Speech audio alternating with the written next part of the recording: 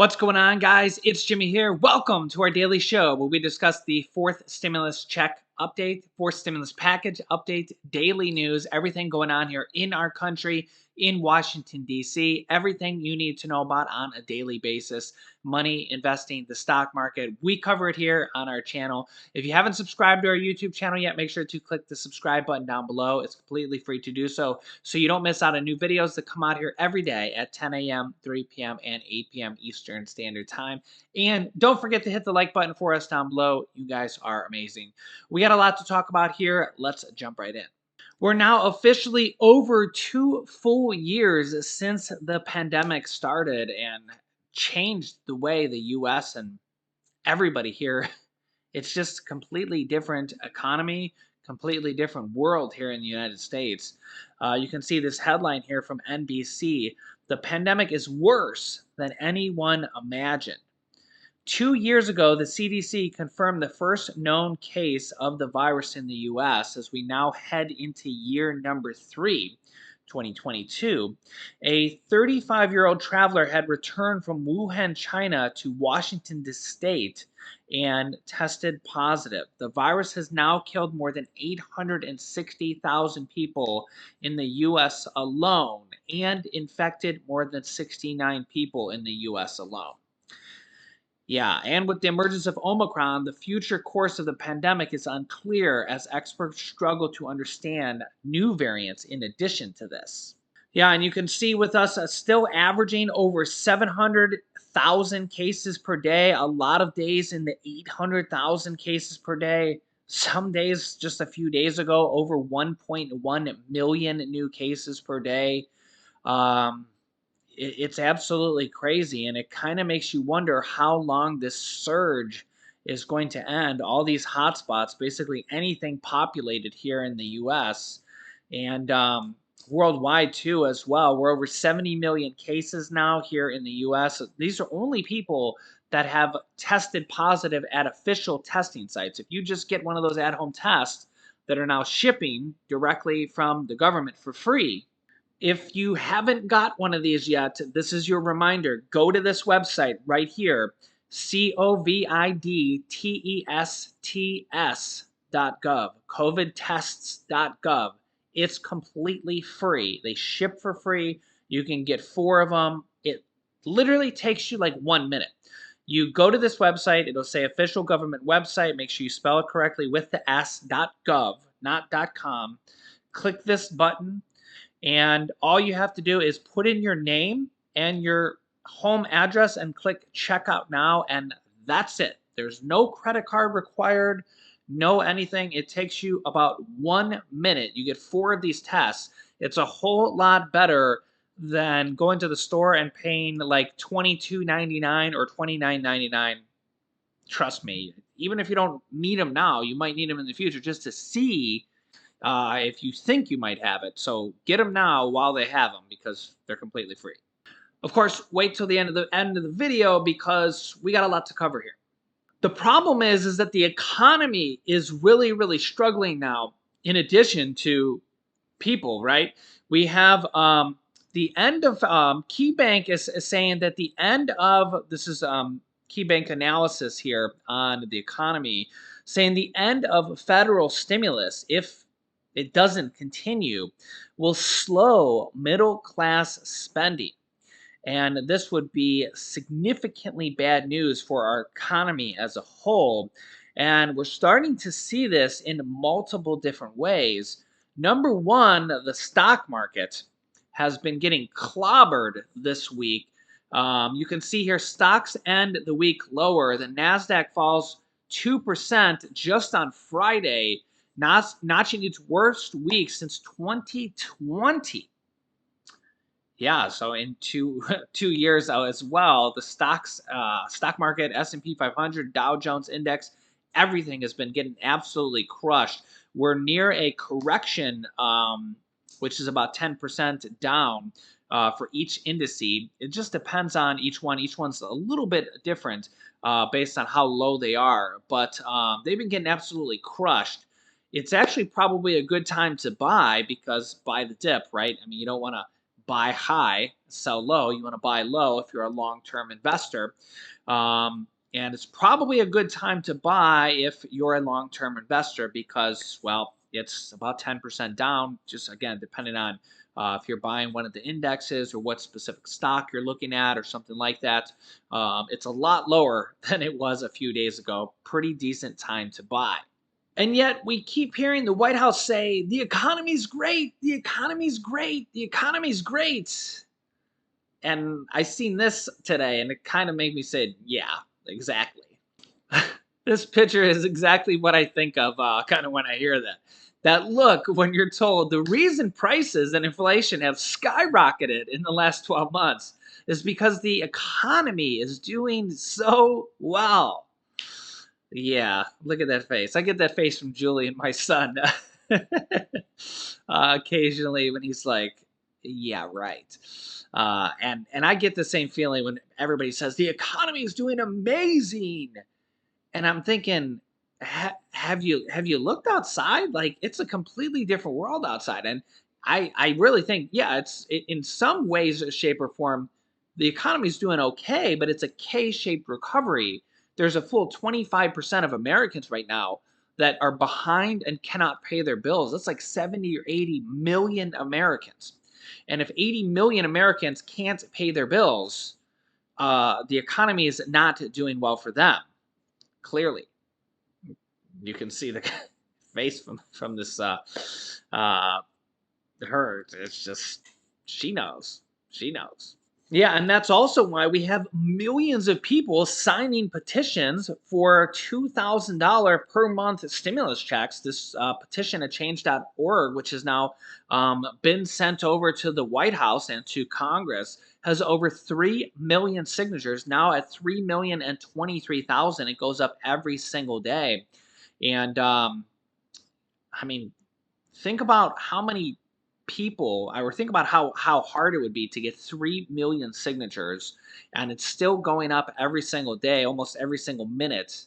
People are signing this petition because there's just millions of people that are still in need of a lot of financial help.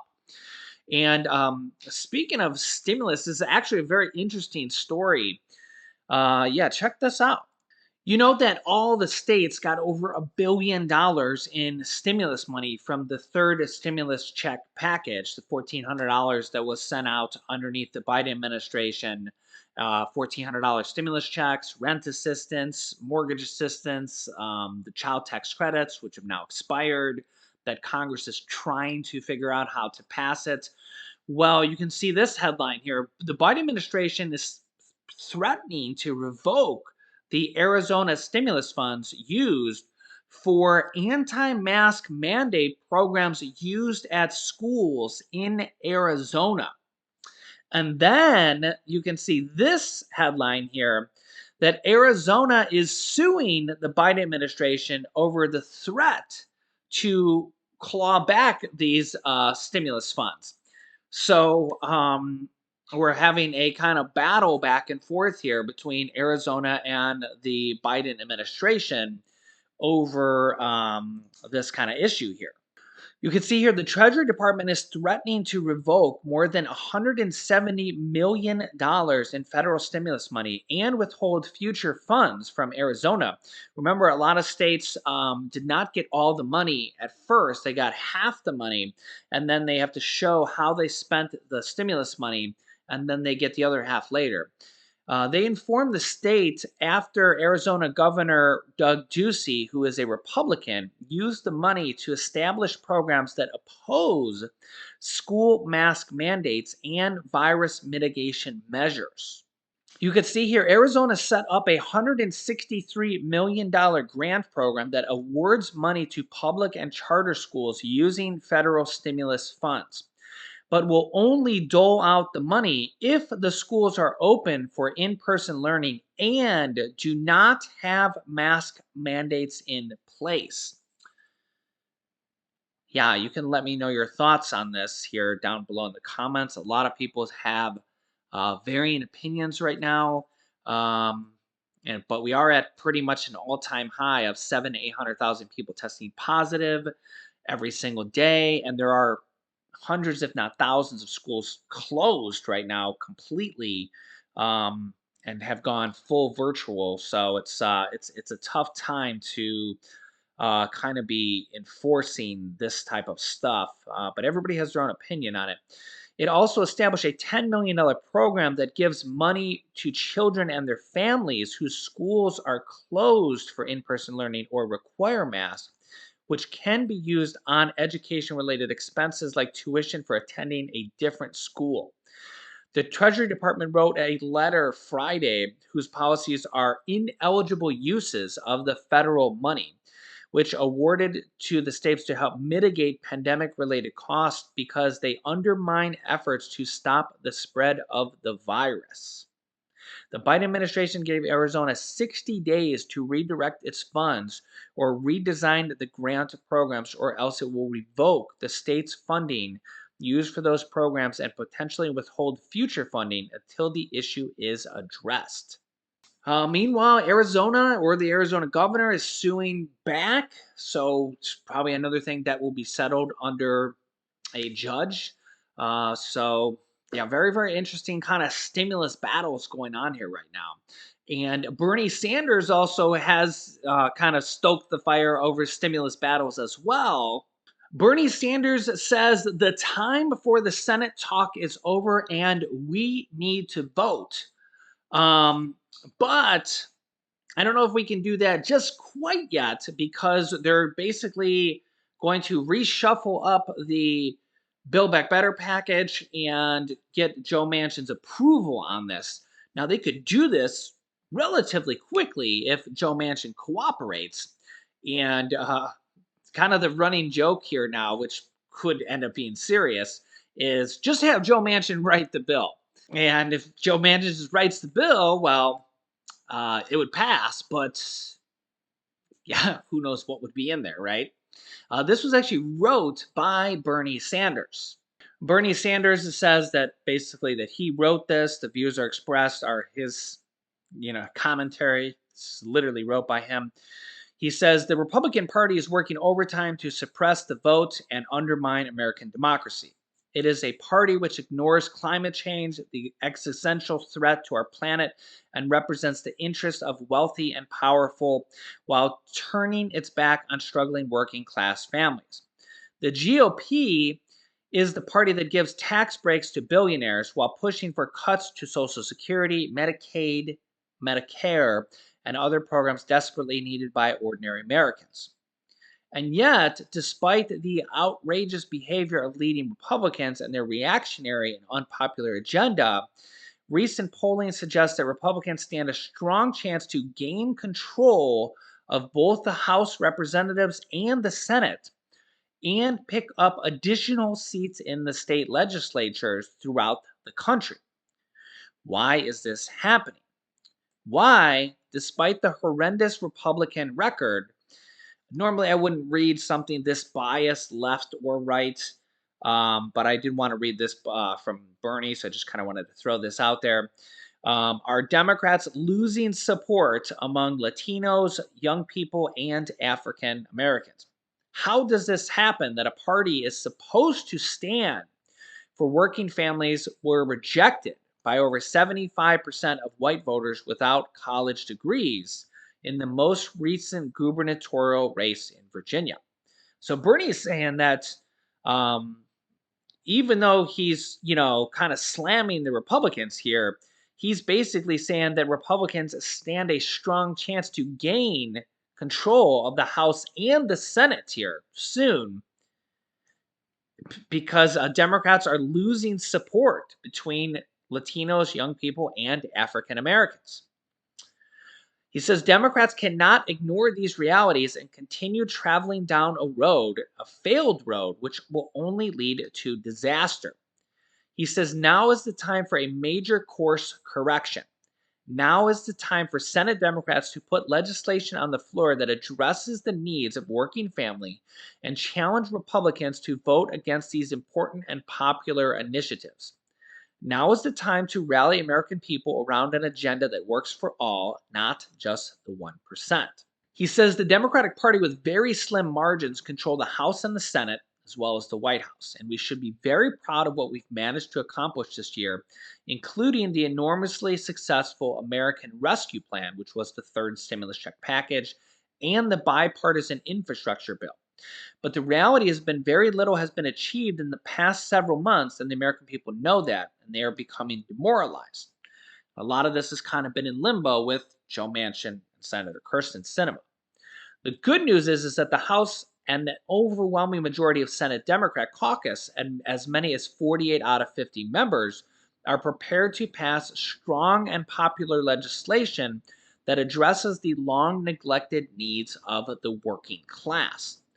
At a time when the top 1% is doing phenomenally well, the K shaped recovery, we are ready to reform our regressive tax system and demand that the very rich and large corporations pay their fair share of taxes. And that is what was in the Build Back Better bill, several different provisions there passed by the House. We want to take on the greed of the pharmaceutical industry and substantially lower prescription drug prices, expand Medicare to cover hearing, dental, and vision, address the crisis of childhood poverty and a dysfunctional child care system, improve the quality of home health care, build the affordable housing we desperately need, and create millions of good jobs by combating the existential threats of climate change. The bad news is that two members of the Senate Democratic caucus, Senator Joe Manchin and Senator Kirsten Sinema, you know their theme song, right? Dun dun dun. Have withheld their support. For 6 months, President Biden and many of us have engaged in negotiations with these senators. These never ending conversations which have gone nowhere must end. The time for voting must begin.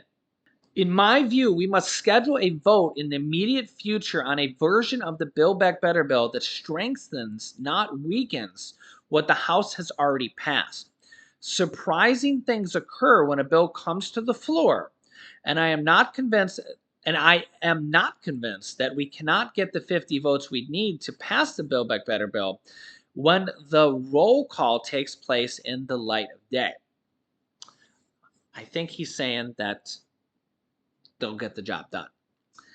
If, however, we cannot pass a comprehensive piece of the legislation, we should then divide it up into separate bills, and members of the Senate should have to vote on the very popular agenda we are fighting for. To my mind, in a democratic society, constituents have a right to know how their senators vote on some of the most important issues facing the country. If Manchin and Sinema, Senate Republicans, want to sink the Build Back Better package and then go on to vote against individual bills that do exactly what the American people want, lowering prescription drug price cost, demand the wealthy pay their fair share of taxes, expanding Medicare, improving home health care, extending the child tax credits, building affordable housing, addressing the crisis of childhood poverty, making wildly expensive childcare affordable, and combating climate change, they should have that opportunity. And then they can go home and try to explain their votes to their constituents. That's what democracy is supposed to be about. Democrats will not win 2022 with a demoralized base. There must be energy and excitement. Today, in these difficult times, the American people want to know that their elected officials have the courage to take on the powerful special interests and fight for their needs. And when we do that, the fundamental differences between the two parties will become crystal clear, and that is how you win elections. So let me know your thoughts. Do you think Bernie is right? Do you think Republicans could take back the House and Senate if the Democrats don't get a lot done here in 2022? Remember, the House and Senate go up for re-election here near the end of this year in November. President Biden has 3 more years, so he's safe for the time being, unless something drastic happens. But the House and the Senate will be up for re-election here in just a few months, and well, Democrats think they're going to retain the House and Senate. Republicans think they're going to take back the House and Senate. They had control of the House and Senate and the presidency just a few years ago, so Let me know your thoughts. I'll keep you up to date here with everything. Make sure to click the subscribe button down below. It's completely free to do so. New videos come out here every day at 10 a.m., 3 p.m., and 8 p.m. Eastern Standard Time. You can click here to watch my newest video next. And you can click here to see how some people can claim $5,000 checks on their tax returns. You definitely don't want to miss that if you haven't seen that video yet either. So click on one of those videos next. Thanks, guys, and I will see you in the next video.